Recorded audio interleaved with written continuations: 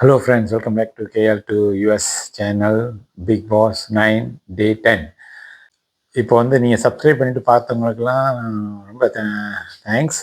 Subscribe பண்ணாத பார்க்குறவங்கலாம் subscribe பண்ணிட்டு பாருங்கள். அப்புறம் உங்களுக்கு பிடிச்சதை கமெண்ட் பண்ணுங்கள். இனிமேல் வந்து நாங்கள் வந்து இந்த எபிசோட் வந்து கொஞ்சம் கிறிஸ்பாக செய்ய போகிறோம். ஸோ வாங்க வீடியோக்குள்ளே போகலாம்.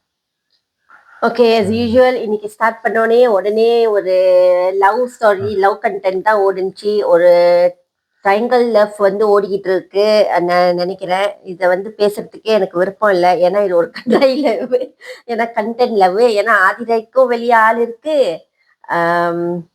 அரோராவுக்கும் உங்களுக்கு வெளியில ஆள் இருக்கு. ஆனா இவங்க எல்லாம் வெளியில ஆளை வச்சுக்கிட்டு ஒரு கேவலமான ஒரு கண்டென்ட் காதல் பண்ணி அதெல்லாம் மக்கள் ரசிப்பாங்கன்னு நினைக்கிறாங்க. என்னை பொறுத்த வரைக்கும் யாரும் ரசிக்க போறதும் இல்லை. அவங்க பேரை டேமேஜ் பண்ணிக்கிறாங்க, அவங்களோட கேரக்டரை தான் டேமேஜ் பண்ணிக்கிறாங்க. அதுவும் இந்த இது வந்து லவ் வந்து ஒரு ஆர்கானிக்கா நடக்கணும். அது ஆர்கானிக்கா நடக்காதனால we are not interested to talk about that. நேற்று வந்து நீங்கள் கேட்டீங்களா ஏன் அரோரா போய் துஷார்ட்ட பேசணும் அப்படின்னு சொன்னீங்கல்ல.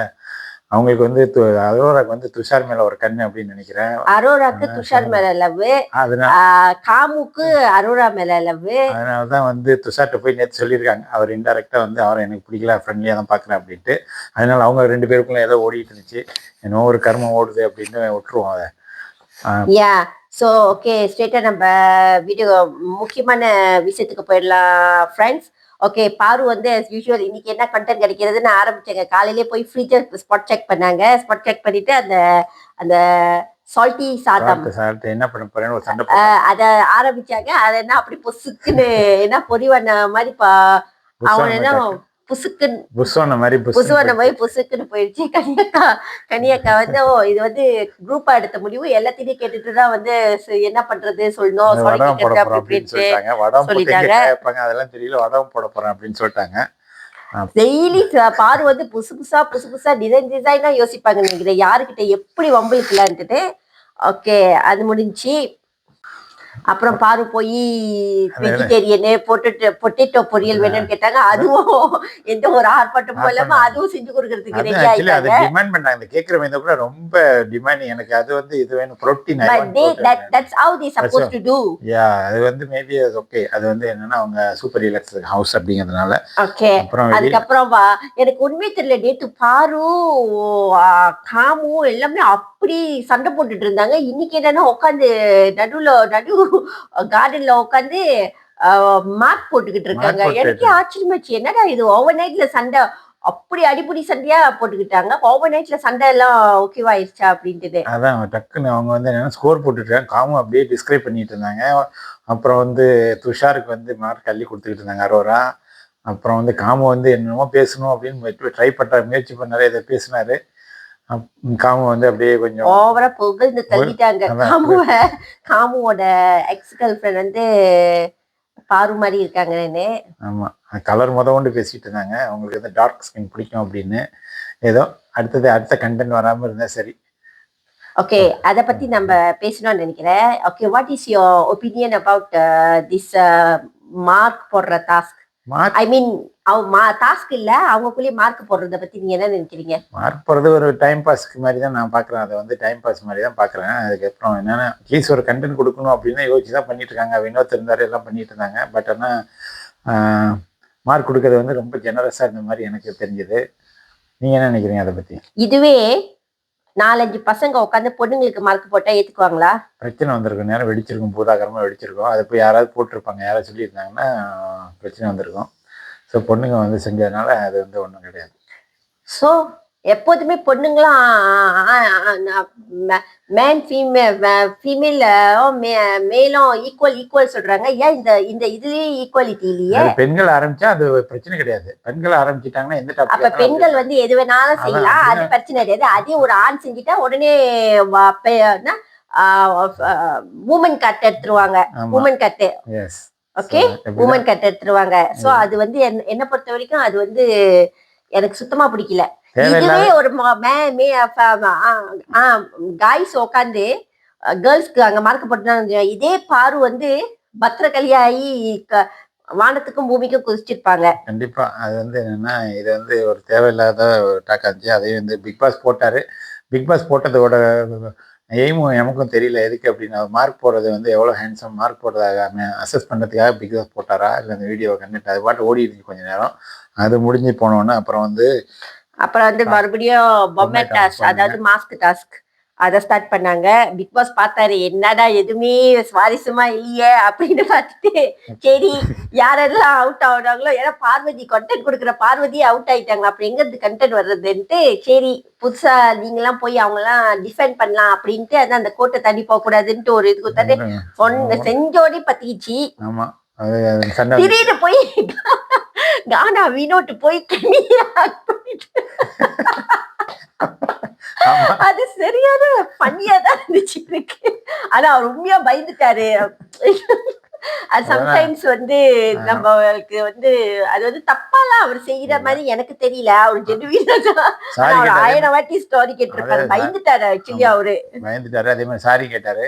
அவரு கோவம் வந்தாலும் அப்படி ரொம்ப கொஞ்சம் இரிட்டேட் மாதிரி பண்ணாரு. பட் ஆனா அது போய் சாரி கேட்டுறாரு. ஈவன் வாட்டர்மெலன் ஸ்டார்ட்டே போய் அப்படி சண்டை போட்டுட்டு இருந்தாரு. திருப்பி இன்னொருத்தர அதே சொல்லி அப்படி சொல்லி நேத்து நான் பாடினேன் தெரியுமா அந்த பாட்டு, எங்கள் வீட்டில்.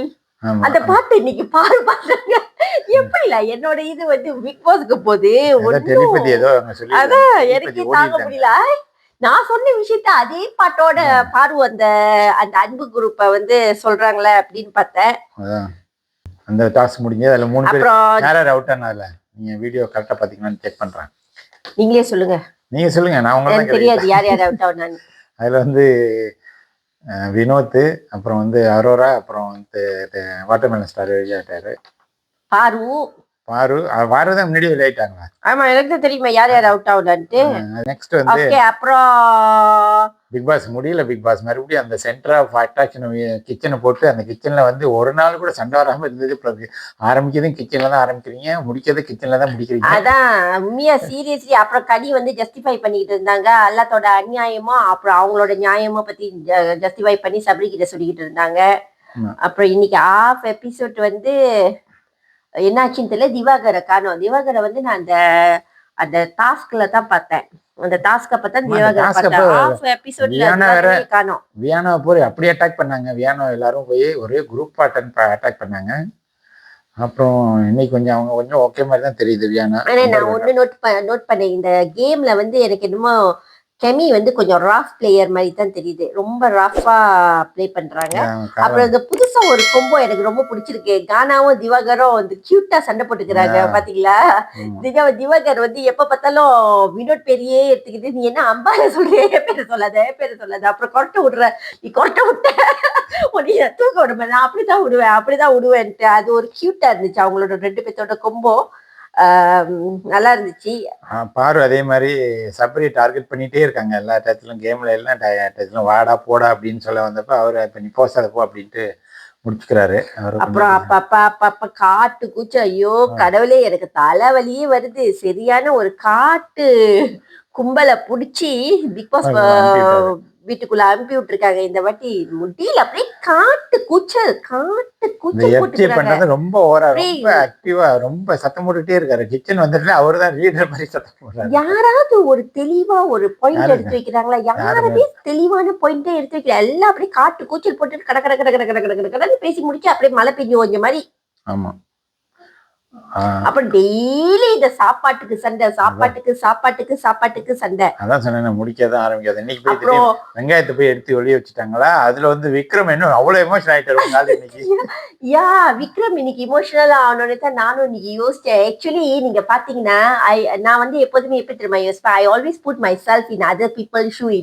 ஆக்சுவலி இந்த பிக் பாஸ் ஹவுஸ்ல நீங்க வந்து பாருங்களேன், நீங்க நல்லா யோசிச்சீங்கன்னா அவங்க வந்து ஒரு சர்வெண்ட் மாதிரி இந்த டிலாக்ஸ் ஹவுஸ்க்கு அவங்களுக்கு சமைச்சுக்கணும், அப்புறம் டிலாக்ஸ் ஹவுஸ்க்கு சமைக்கணும், தென் லக்ஸரியா அவங்க கேட்கிற விஷயத்தெல்லாம் சமைச்சு கொடுக்கணும்.